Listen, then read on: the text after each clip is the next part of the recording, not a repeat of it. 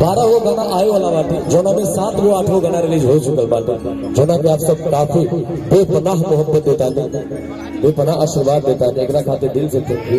वाह, इधर आइए।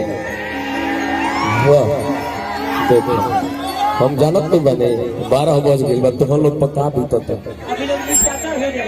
हाँ हाँ, इधर आ जाइए आप लोग जरा फ्रंट पे। वाह, चारों लोग आ जाए। आपका नाम क्या है? मोना।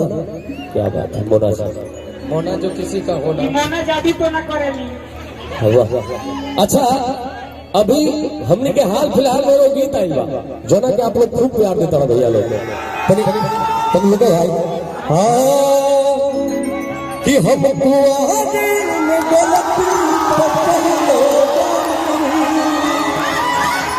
अच्छा अच्छा अच्छा ठीक है, सुनने वाले एक बार हाथ उठा, आप सब सुनने वाली जाएगा ना कि हम कुआरे में गलती तो कैले बानी, हाँ बाकी एक बेरी हो, बाकी एक बेरी हर गंगा हो।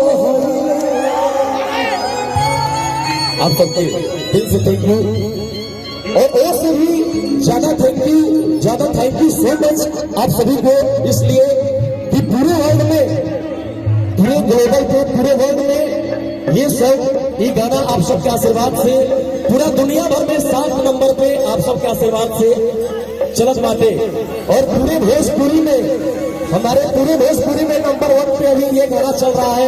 इसके लिए आप सभी को दिल से थैंक यू।